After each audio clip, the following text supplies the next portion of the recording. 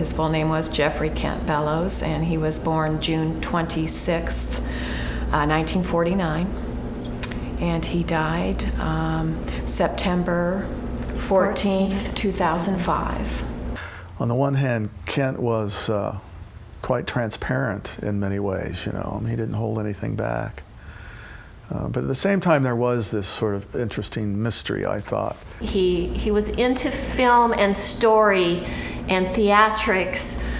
He once said that his art, it was little movies that don't move. You know, it was, they told stories. His art tells stories, but he leaves it to the viewer to figure out just what those stories are. Into junior high, he started painting on kids' sweatshirts and hoodies. With magic markers. This was kind of a typical type of picture he would do. A lot of the dragsters with the flames, funny monsters. To a certain extent, a lot of people know him as an incredible draftsperson, you know, working just pure graphite on paper. That's about as pure as you can get.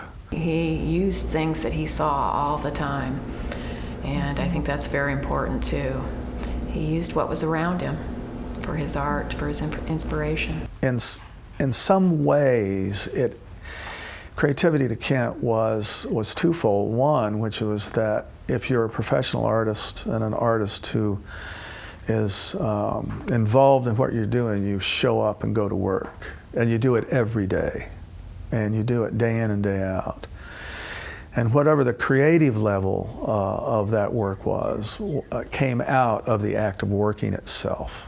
Kent said to me one time, he said, you know, people think that I was just born with this amazing talent and these paintings have just flowed out of me. And he said, people don't really understand that I really have worked really hard to develop this talent. Practice, practice, practice. And I think that's the first thing that you have to understand is that it really is the hard work that gets you there. That you have to be willing to be absorbed and committed to the act of working and being in the studio or sitting at the keyboard or whatever it might be, you know.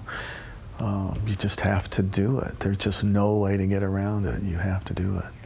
And I think that's one of the things that Kent's work shows, is that sort of intensity of his commitment to the act of working itself.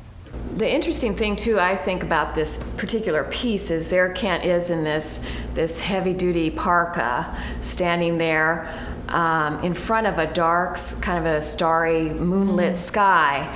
And you're thinking, ooh, you know, cold, and it's bringing forth some emotions of when you've been cold or a dark winter night, when in reality he's standing within a structure, he's in a building, and the clouds are actually peeling paint coming off of the wall. And it's interesting though how you feel when you look at it, just because of his stance and the expression on his face. When you look at a Bellows, you're looking at a very generous kind of personality who wants to give you everything he possibly can, but at the same time leave some kind of mystery there within the work itself. His art will be around, you know, for all times, and our hope is that that art will continue to inspire people and continue to inspire, well, children and people of all ages.